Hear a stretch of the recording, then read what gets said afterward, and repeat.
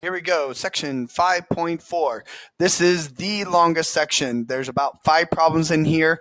These problems are quite lengthy. There's a lot of pieces to them. Not a lot of crazy math, I promise you. Everything that we already know how to do. I mean, you already know how to find domain. You know how to simplify. You know how to find x and y intercepts, vertical asymptotes, horizontal asymptotes, or obliques. Really kind of the new thing that comes is the interval and the test points and the graphing. So I provided you some notes out there. It's up above of sketching rationals. We're going to use those. There's an example in there of how to do it. And then on here, I've got 3 examples.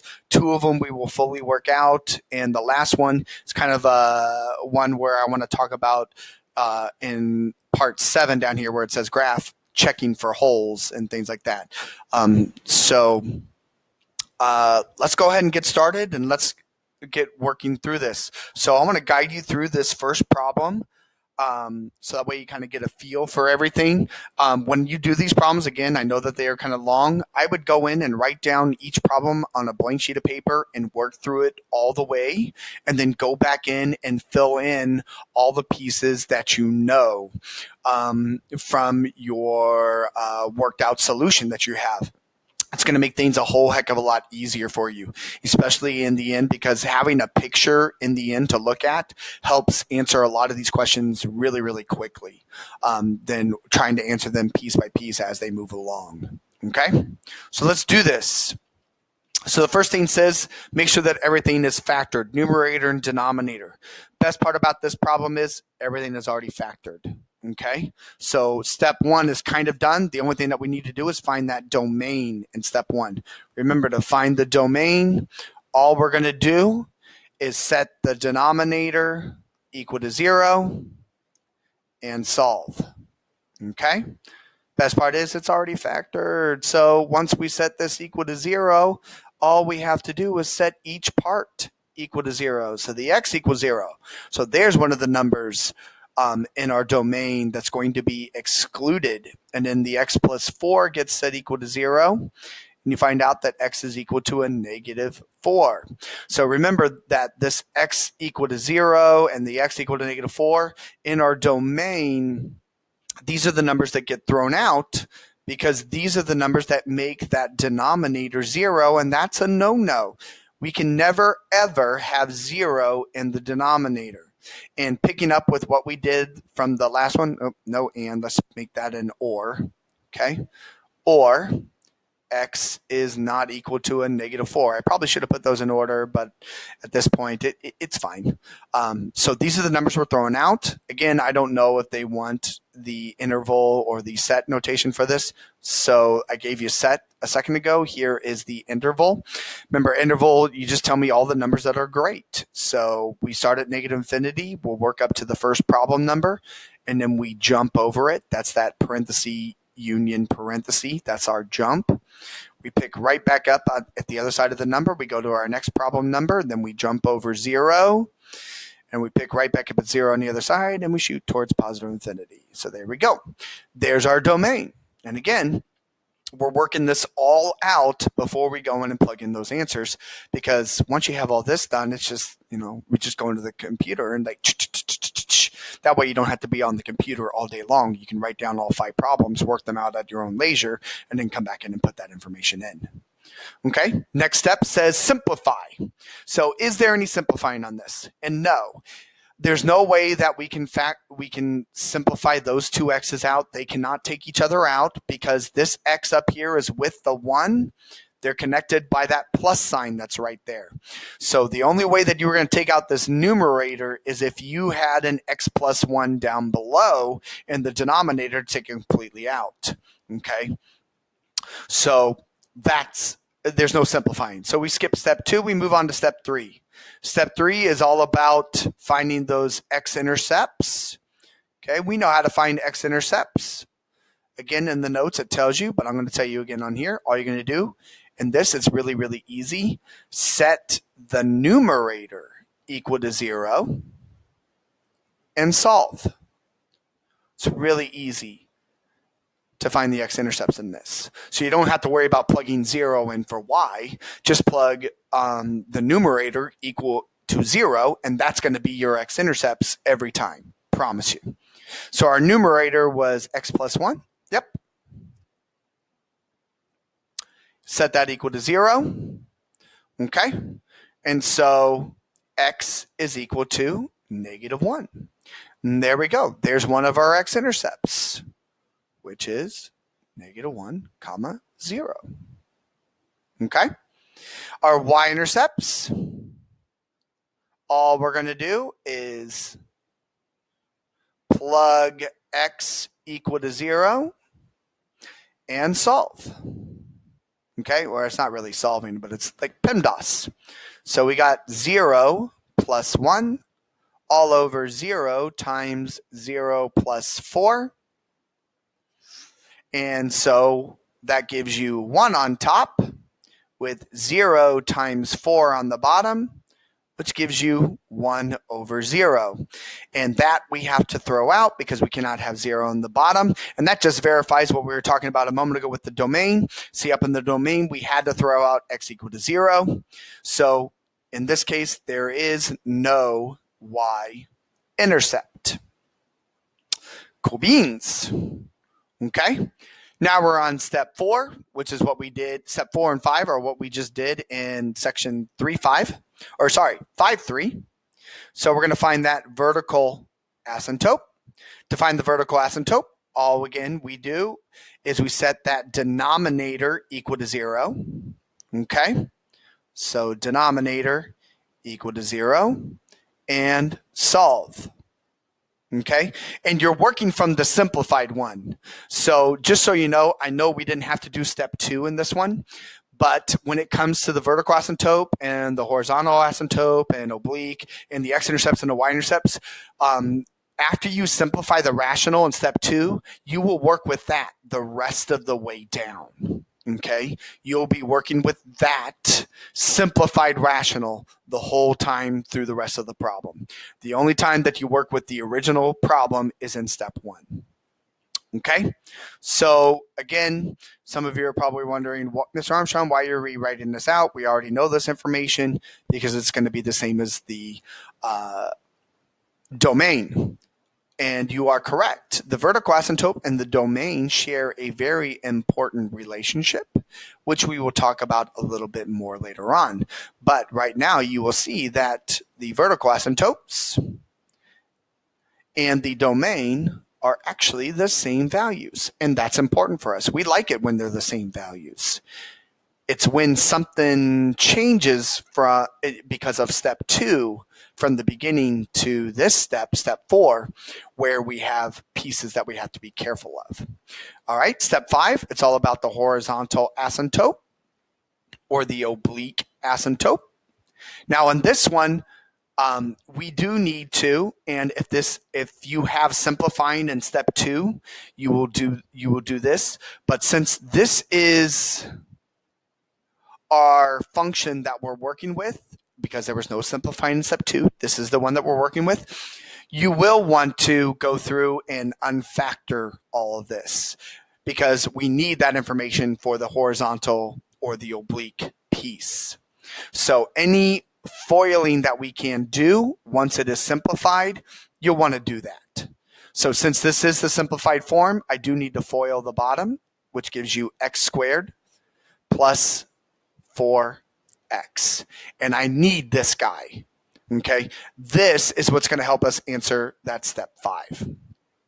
So if I come down here, in order to do that, remember we need to know about the numerator degree and the denominator degree. So I'm going to abbreviate numerator degree ND, denominator degree DD. Okay, so if we look back up here, our numerator degree was in fact 1. Our denominator degree was 2. So let's bring that information down, 1 and 2. And then now you look at those cases in those notes that I gave you the other day. You got 4 cases. Is the numerator less than the denominator? Is the numerator equal to the denominator? Is the numerator bigger than the denominator by 1? Is the numerator bigger than the denominator by 2 or more? So if you look at this, we are actually in case 1. Okay, where the numerator is less than the denominator. And that means that we have a horizontal asymptote.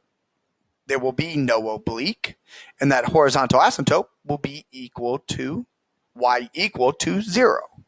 Now, with this, and I always forget about this, at this stage, you will want to check your horizontal asymptote. I didn't talk about this in 5.3, but I need to talk about it now.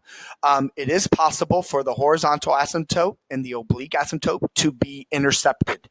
In other words, our graph has the capability of passing through, and it's kind of like a hole in the fence.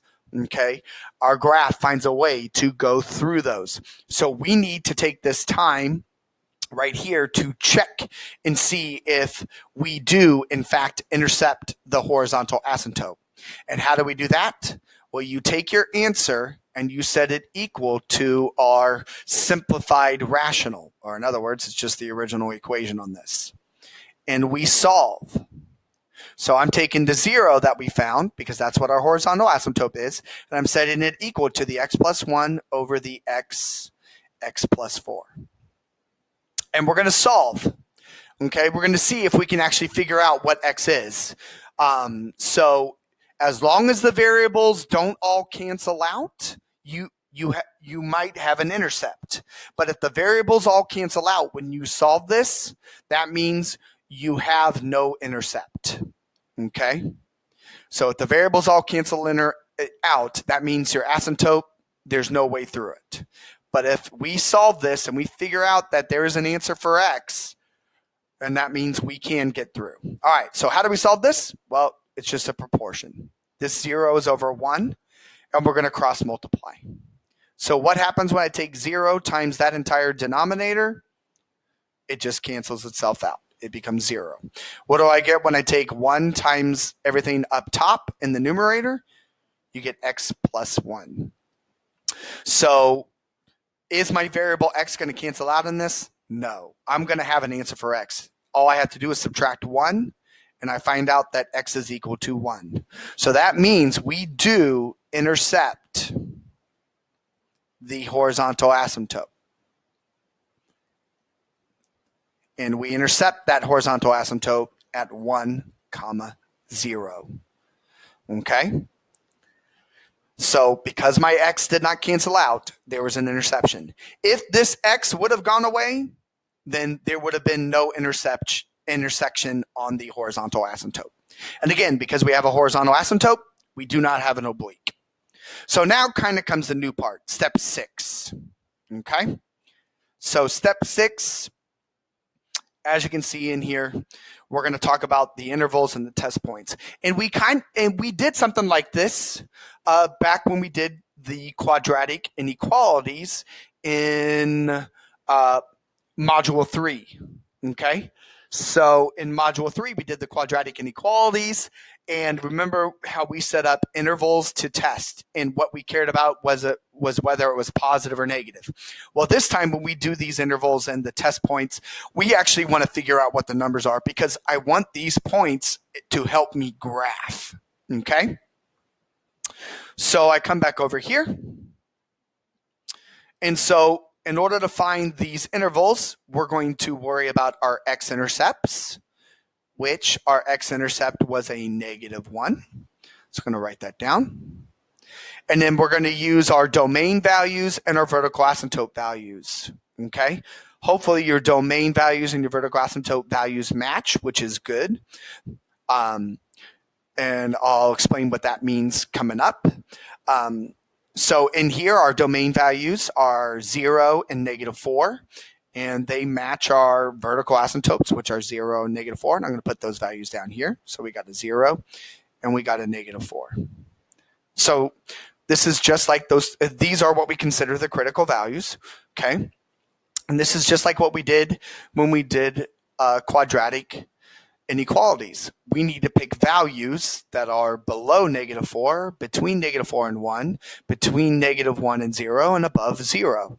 So I'm going to pick -5 because that's definitely below -4. I'm going to pick a -2. That's easy to work with, between -4 and -1. I'm going to pick a -0.5 between -1 and 0, because -0.5 is a half. A half is pretty easy to work with. And then the number above 0 is 1. And what we're going to do is we're going to go and we're going to plug these values in to that reduced equation. But in our case, it's not really reduced. So we're going to take -5 and we're going to add 1 to it. And then we're going to divide that by -5 times -5 plus 4. And we're actually going to figure out what this answer is. I don't care whether it's positive or negative. I actually want the value. So we go to our calculator. We're going to hit alpha y equals.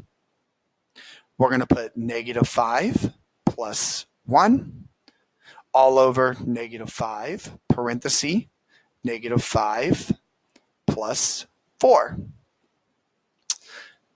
And there it is. But we want the decimal to this. So we want to take -4 divided by 5. Because again, we're going to be graphing. Okay?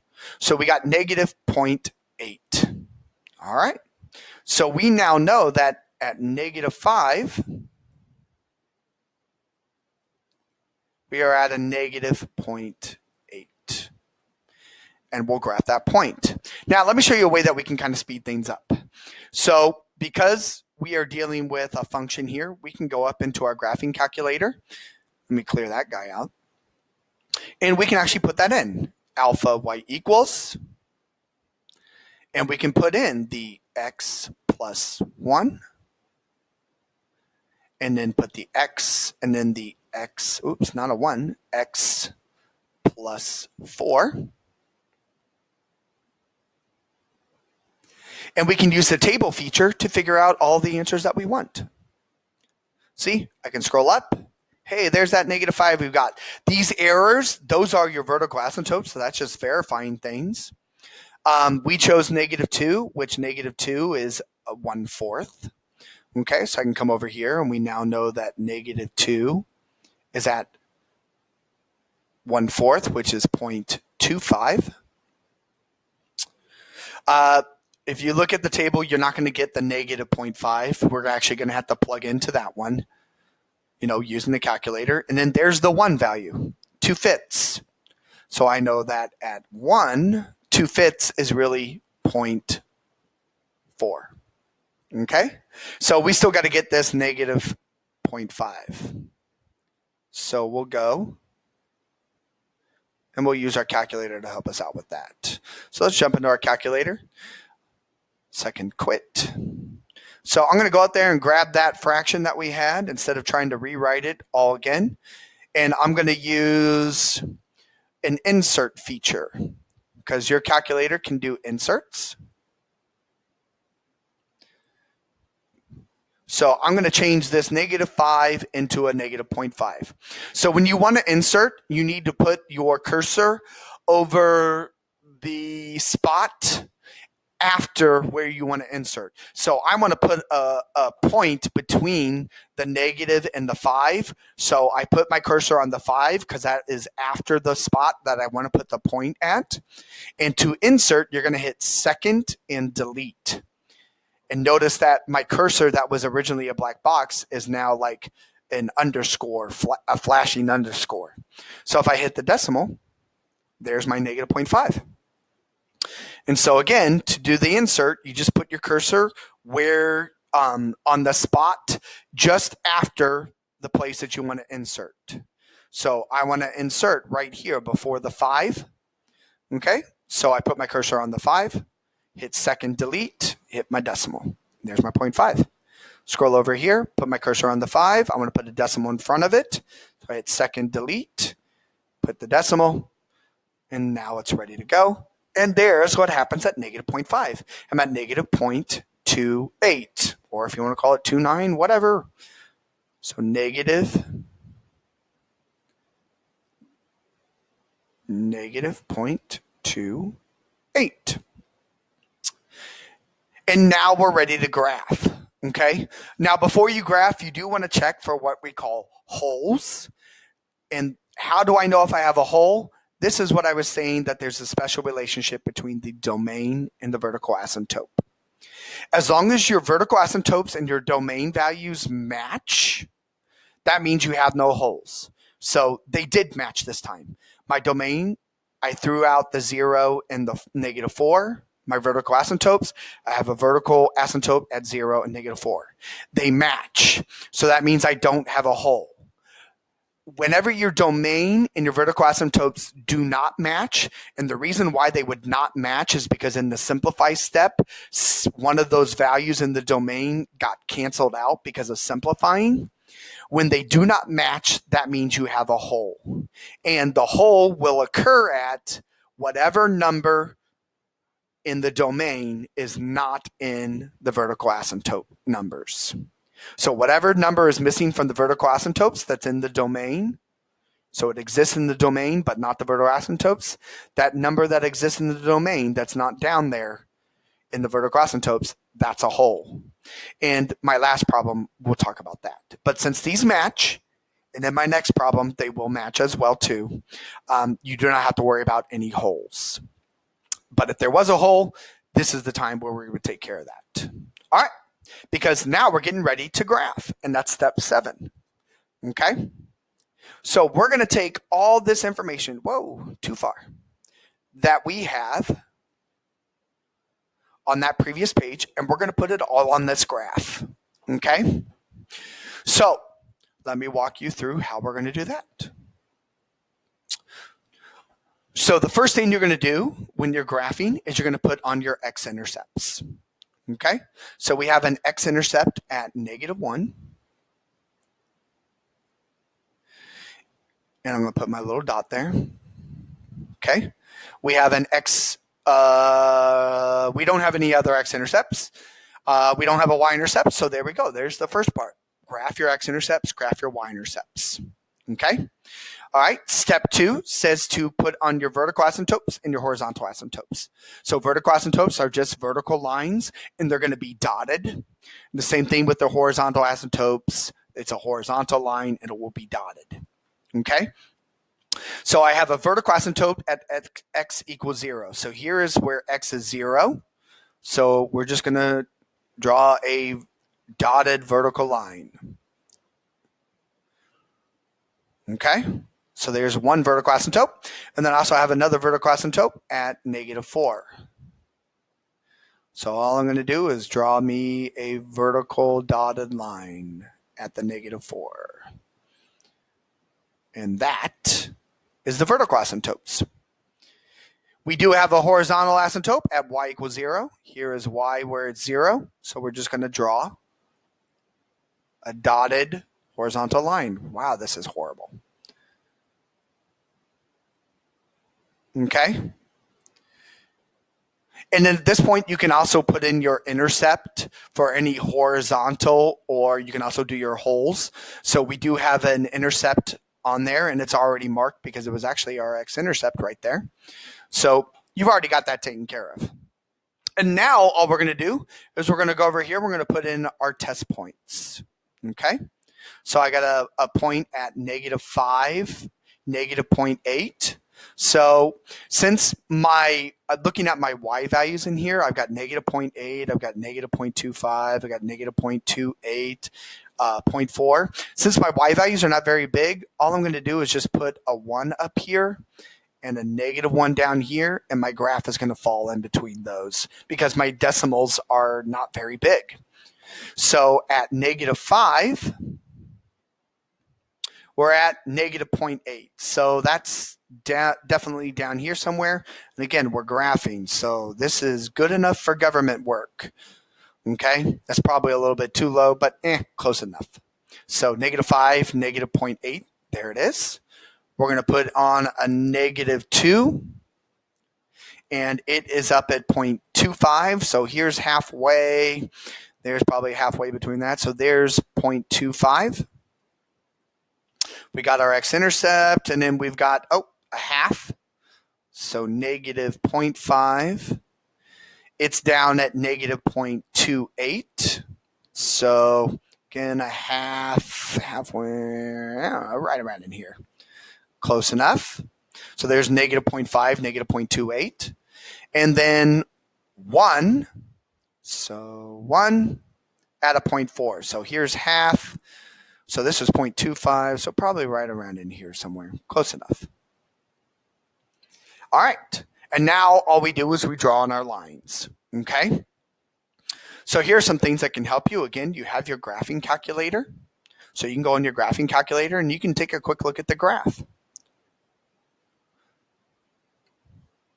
So there's what a graph looks like. Now, please know that this part right in here is not stopping. This guy is continuing to go on down. This guy is continuing to go on up. So if you look at this, you can see our vertical asymptotes and our horizontal asymptotes, even though they're not drawn in. Here is one of our vertical asymptotes. That's the -4. Just our calculator doesn't draw them in to not confuse you. And then we also have our vertical asymptote right here at the y-axis. That's why all these graphs are getting closer and closer to it. Okay. And then you can see our horizontal asymptote, which is right here, running along. Everybody's getting closer and closer to that x-axis. Okay. So all we got to do is kind of translate this information to our picture. So if you look at this, our picture is actually kind of divided up into, 3 areas. We've got 1, 2, 3, 4, 5, 6. I'm in 6 areas. Sorry, not 3. I just can't count. So there's our 6 areas.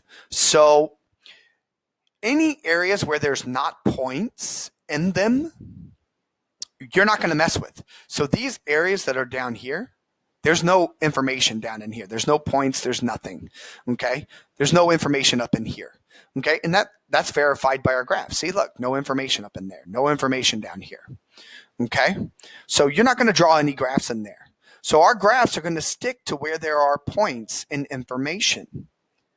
And your graphs, all they're going to do is they're going to follow the asymptotes. So this guy up here is going to start out here, and it's going to follow that asymptote, and it's going to swoop down.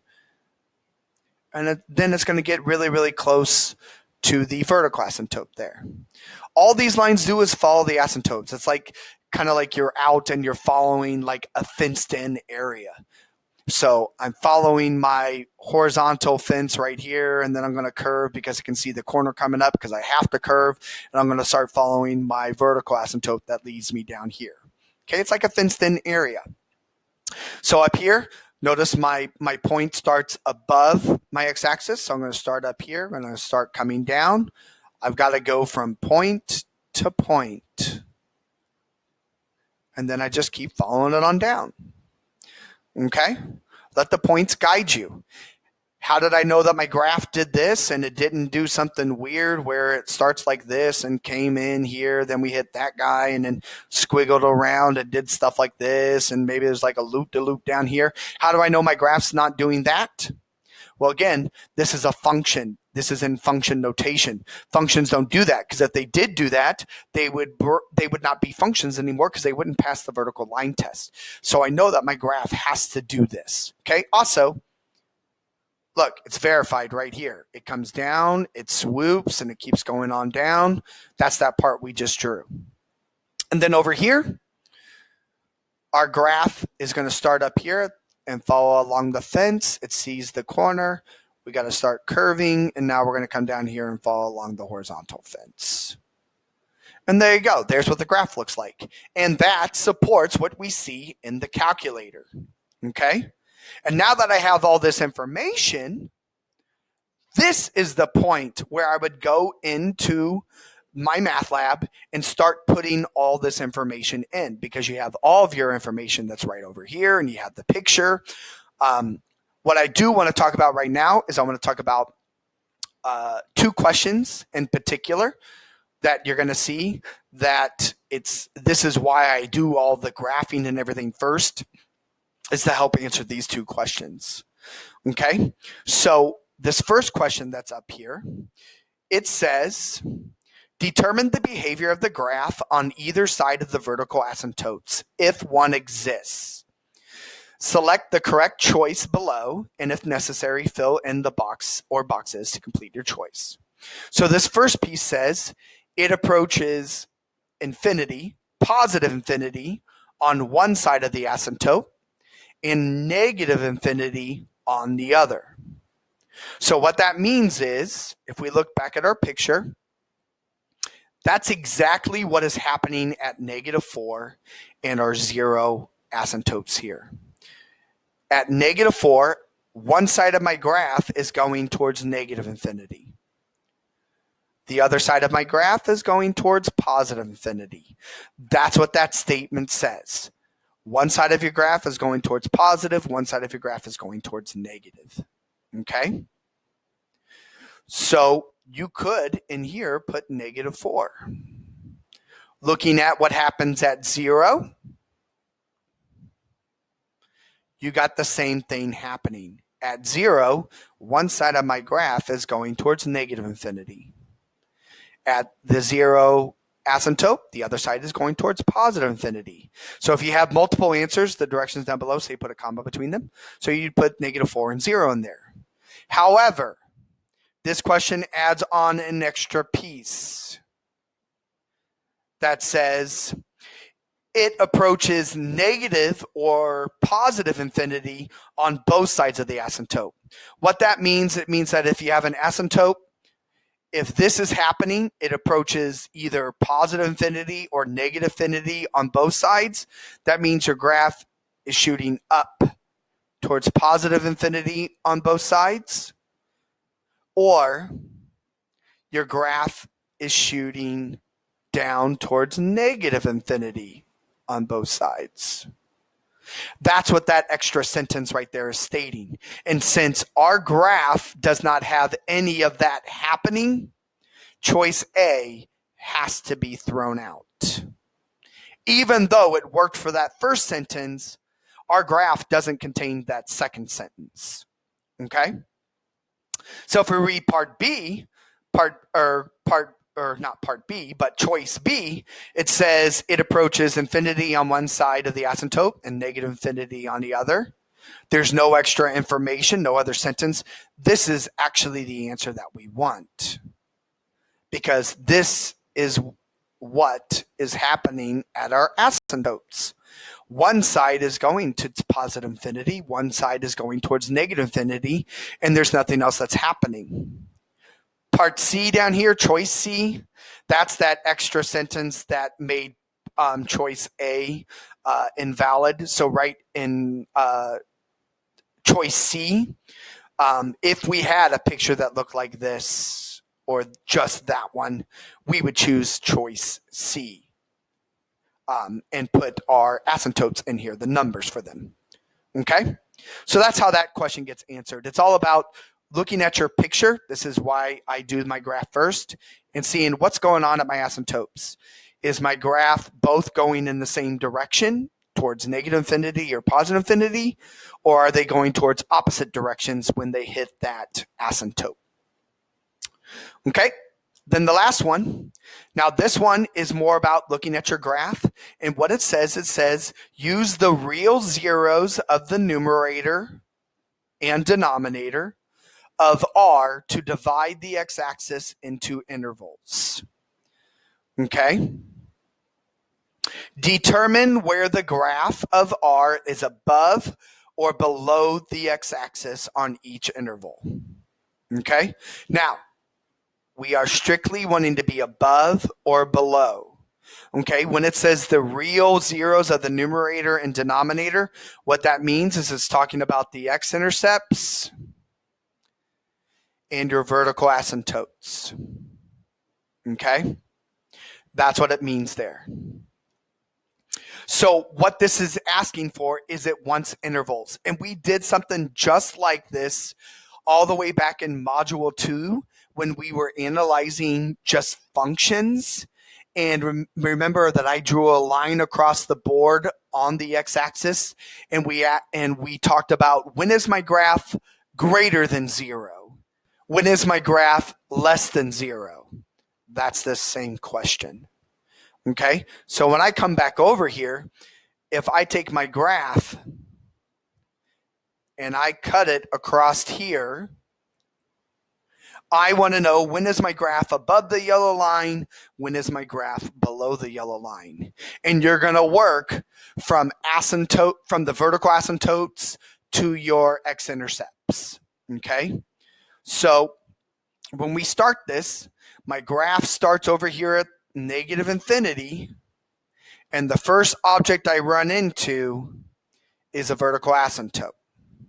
So I want to know what is happening on this interval from negative infinity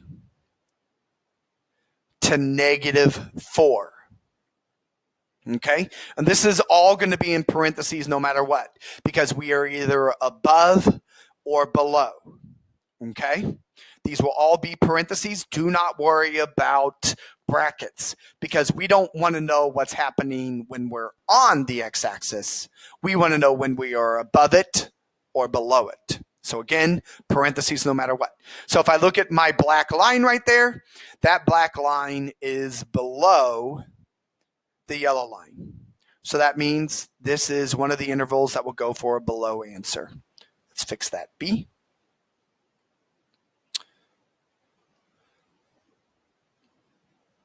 Okay.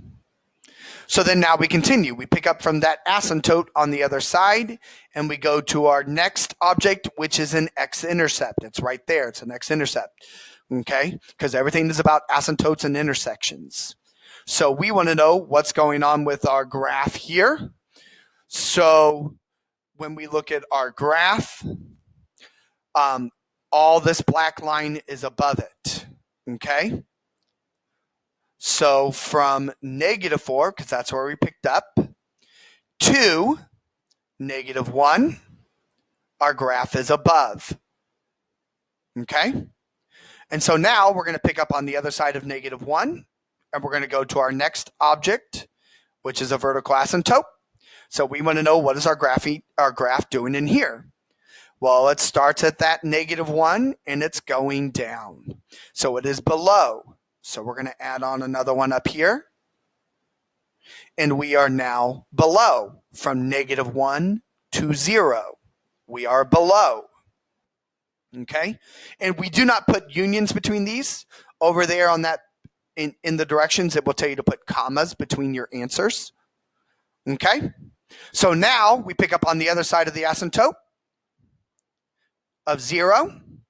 And we shift all the way out to positive infinity, because there's no other vertical asymptotes or x-intercepts that we're going to run into. So we shift all the way out to there to that. So what's going on this side? Our black line is entirely above the x-axis.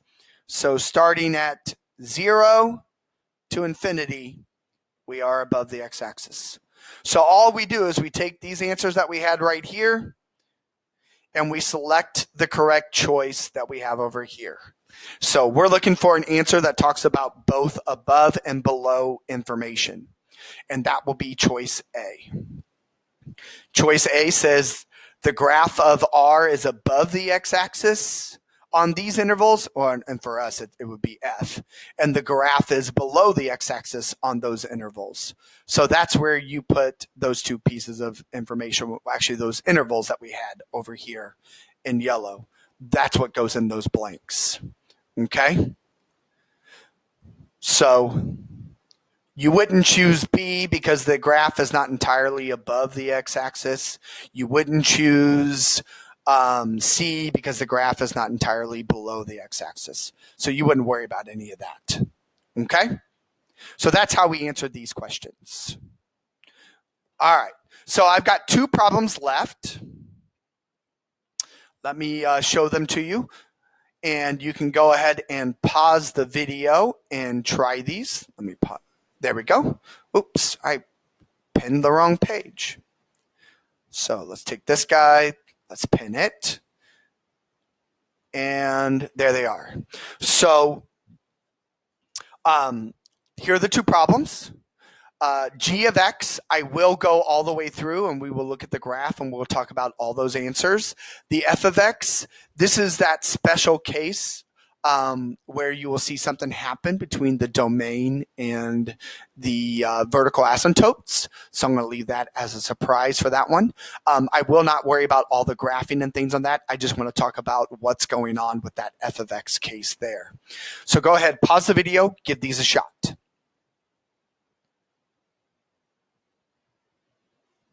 Okay, so let's unpin this information, and let's get out of this dual page, back into single page. All right, so let's go to g of x here. So the first thing is you need to make sure that everything is factored. All right, so factoring this, the top becomes x plus 4, x minus 3. The bottom becomes x plus 2, x minus 2. Okay, so we find the domain first. So the domain, all we're going to do is set that denominator equal to 0. And since it's already factored, that just means we take those parentheses and set them equal to 0. So we've got the numbers that we are throwing out as a -2 and a +2. So our domain, depending on how they want it, x can be whatever it wants except for -2 or a +2. And if they want the interval notation, it would look like this: -infinity to -2, and we jump over it, and we go up to a +2, and we jump over it from 2 to infinity. Okay? So there we go. Now, from here, we look at step 2. It says simplify. Is there any simplifying? No. Nothing is going to cancel from the numerator to the denominator. So both of these are the actual simplified rational functions we will use throughout the rest of the problem. Okay? X-intercepts, to find those, all we do is we set that numerator equal to 0. So since it's factored into x plus 4 and x minus 3, we can just set those equal to 0. And we find that we have an x-intercept at -4 and an x-intercept at a +3. The y-intercept, all we got to do is plug in zeros for all that.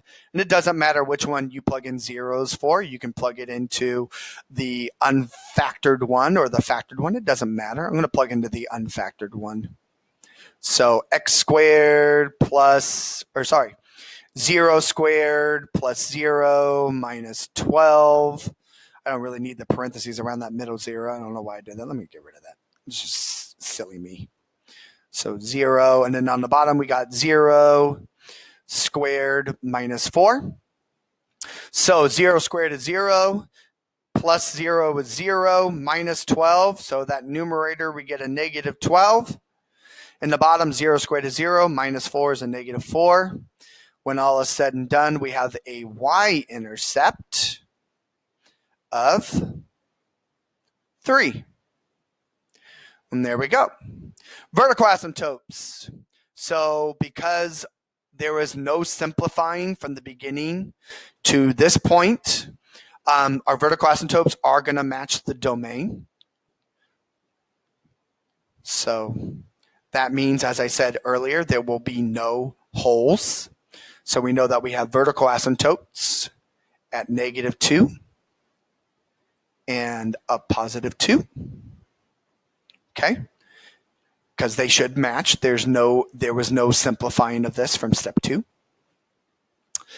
All right. So let's go with horizontal or oblique asymptotes. So for the horizontal and the oblique, we need to look at the numerator degree, which was 2. We need the denominator degree, which was also 2. And now you look at your cases, and if you look through your cases, you find that we are in case 2, which means that we need to now look at the leading coefficients of these, because the numerator in our fraction needs to be the leading coefficient of the numerator. The number that goes in the denominator of this fraction needs to be the leading coefficient for the denominator.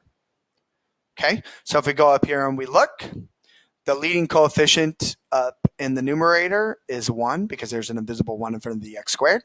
And the leading coefficient in the denominator is also that invisible 1 in front of the x squared. So we have 1 over 1. So that means the horizontal asymptote, it is horizontal, is at y equals 1. And again, I almost forgot to think about this. We need to check and see if we will actually have an intersection. So we're going to say 1 equals, and I'm going to use the unfactored form again, that x squared plus x minus 12 all over x squared minus 4. And again, this is just a proportion. You're going to cross multiply to solve.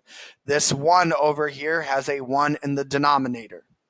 So what is 1 times x squared minus 4? Well, that's x squared minus 4.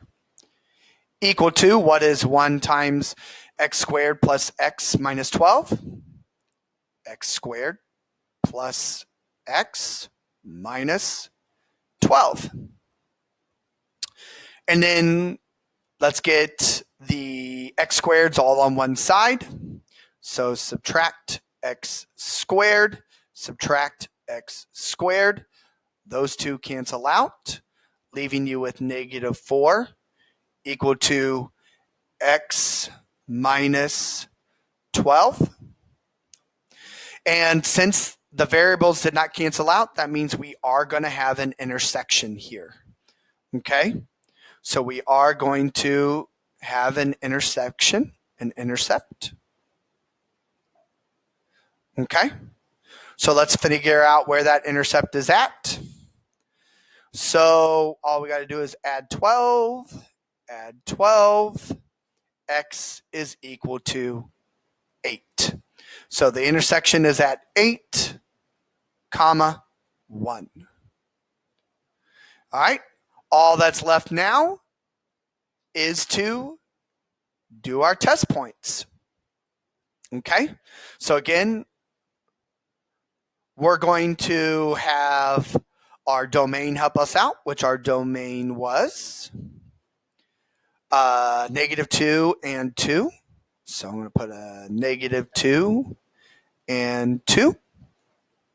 We're going to have our x-intercepts help us out, which are -4 and 3.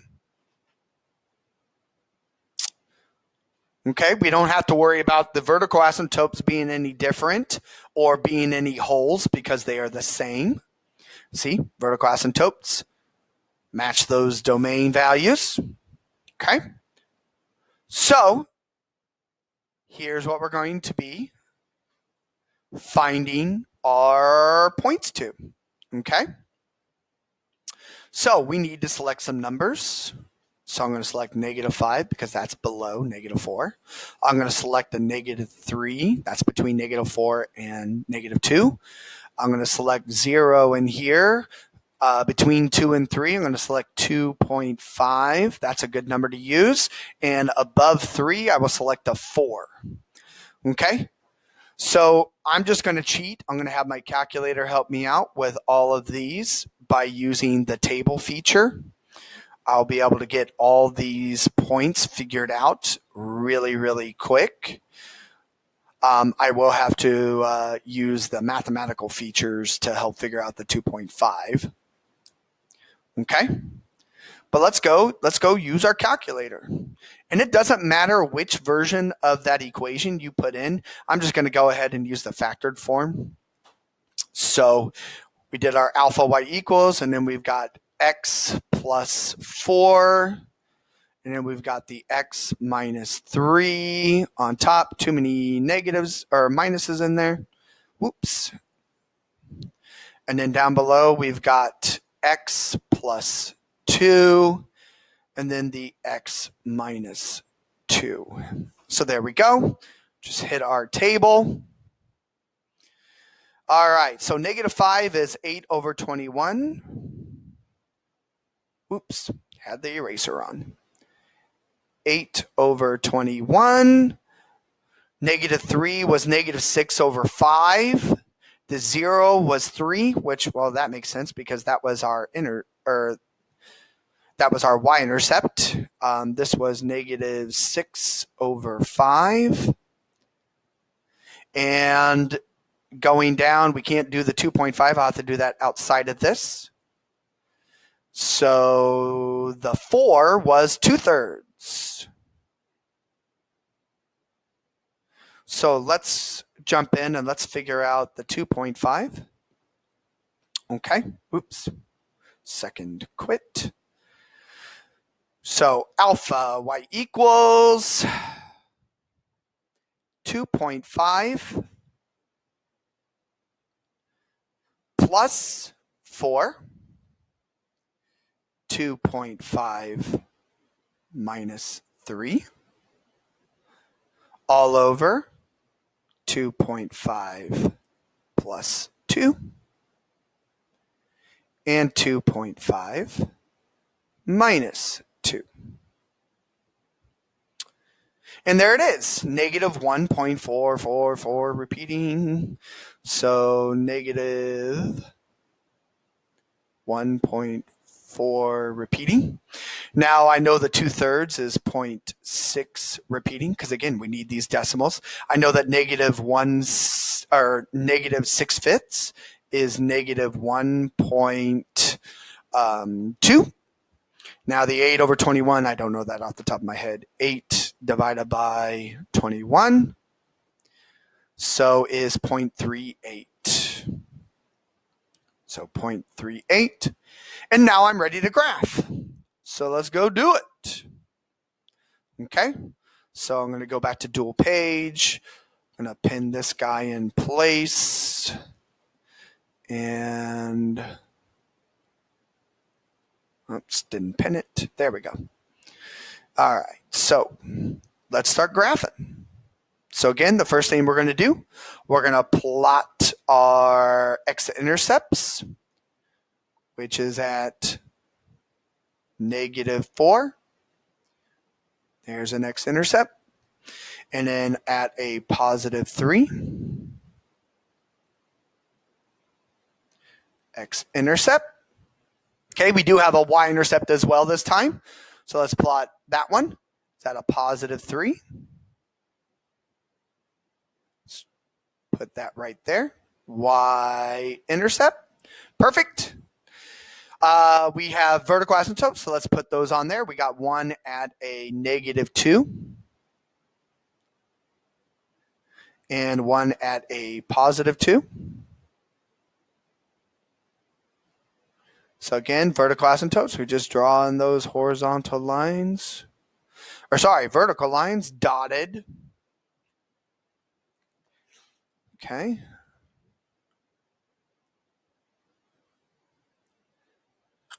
All right. Close enough. And we have a horizontal asymptote at 1. So we just draw in a horizontal line, dotted, of course, across there.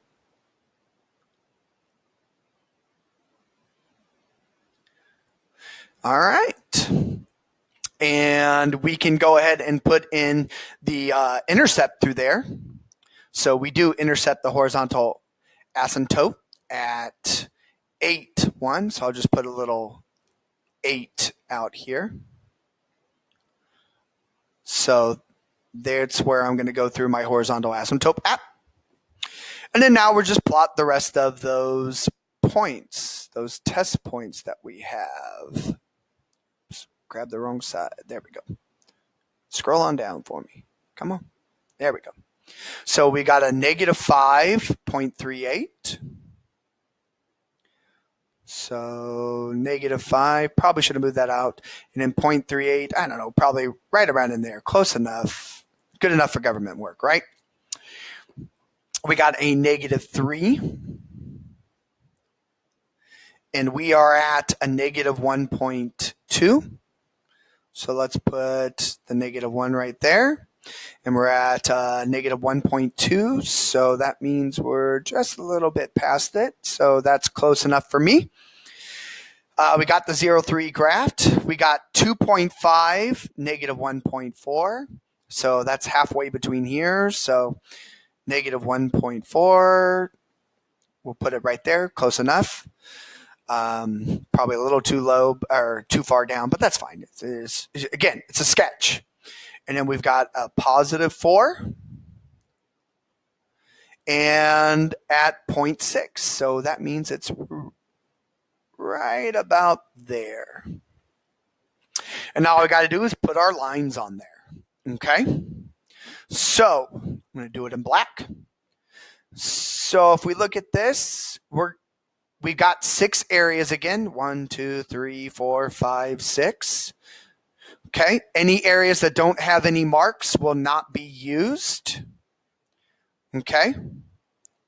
So just know that we don't have a mark over here up in this area, but we will use it because we are going through at this point that's right there. So please know that this area will be used, but this one right here and this one right there are not going to be used because there are no dots in there. So as we go through, so this guy's going to follow that. Oh, I see some points I got to hit along the way. Let me redo that. So follow along here, hit my points.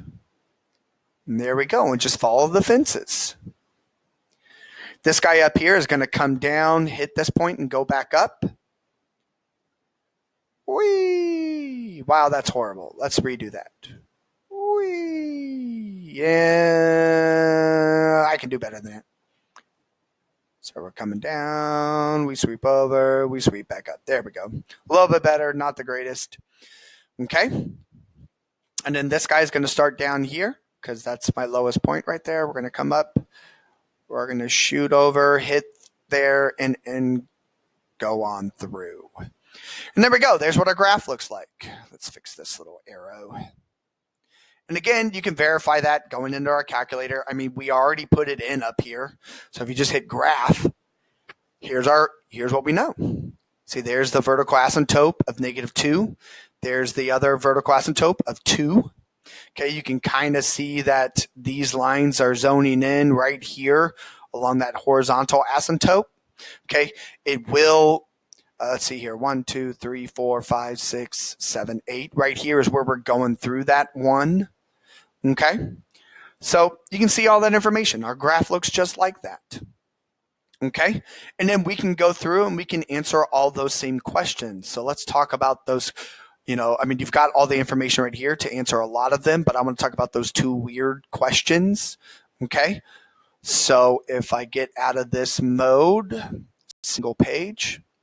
So if we go back over in here and answering these questions, again, if you look at your vertical asymptotes for this guy, what's going on with these vertical asymptotes?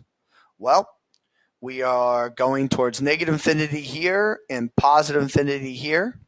At the other vertical asymptote over here, we're going towards positive infinity and negative infinity.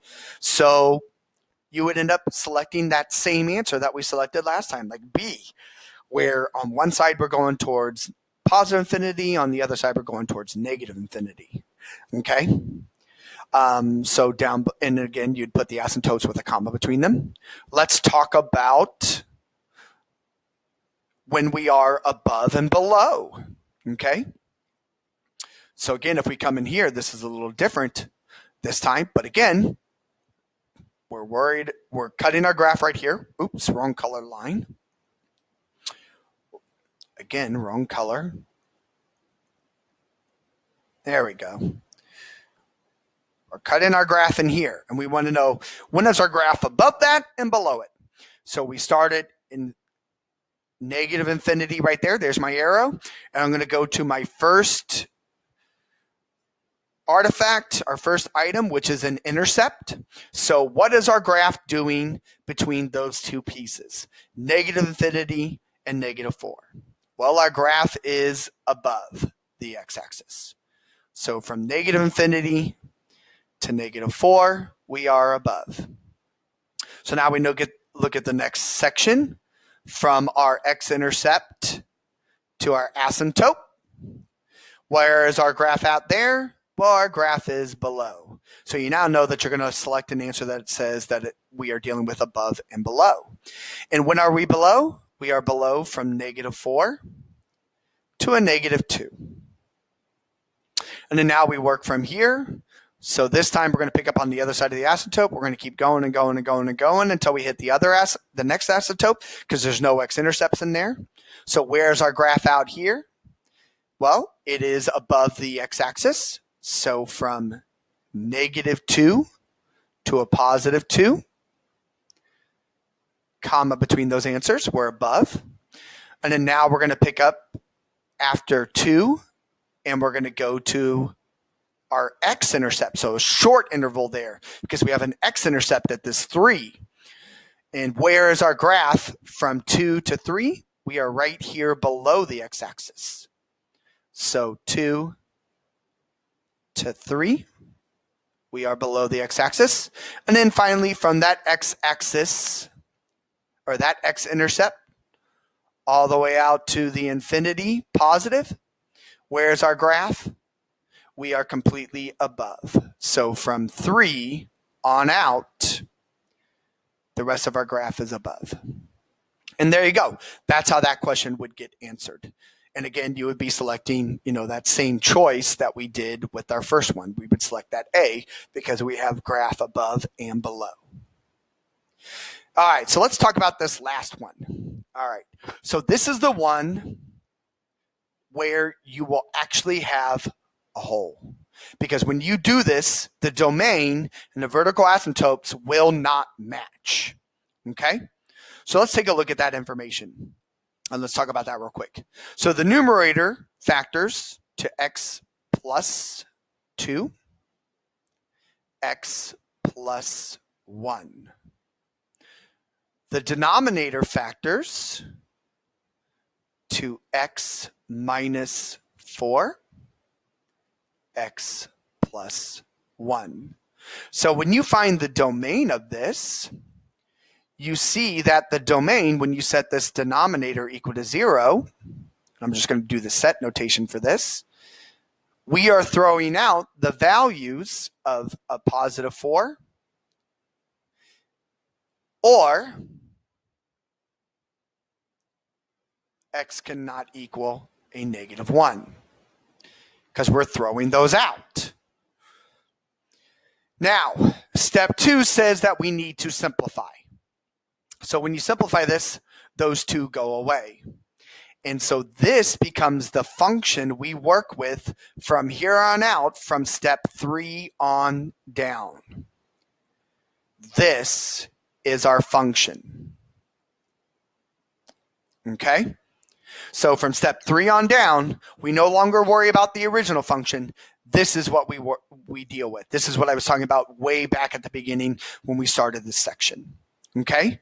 And so if you find the x-intercept to this, sorry, not the x-intercept, but the vertical asymptote to this, you set your denominator equal to 0.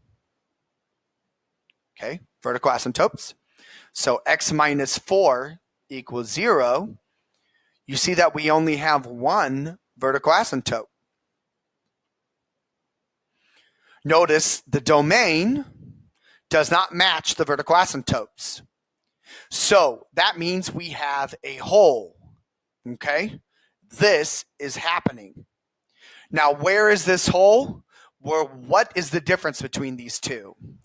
The domain has this x minus 1 that we threw out. That's the hole. We just got to figure out the y value to it. Okay? So we're going to take this x minus 1 because that's where the hole is at. Sorry, not x minus 1, x equal to -1. And we're going to plug that -1 in and figure out the y value because I need to know where is the hole. I want to know where is this point, in other words. So -1 plus 2 all over -1 minus 4. So -1 plus 2, well, that gives you 1. -1 minus 4 gives you a -5. So our hole is at -1/5. What that means is at -1 comma, and then as a decimal would be -0.2, there would be an open circle on the graph. Okay? That's all a hole does. We would do all those other steps that we just did a couple minutes ago. All that still follows, but at -2, you have a hole, an open circle on the graph. That's what it means to have a hole, okay? So whenever your vertical asymptotes and your domains do not match up, see what is that extra number in the domain that doesn't exist in the vertical asymptotes. That's the hole. Plug that value in to the reduced function, and that will tell you where there will be an open circle. Okay? And that is 5.4. Enjoy.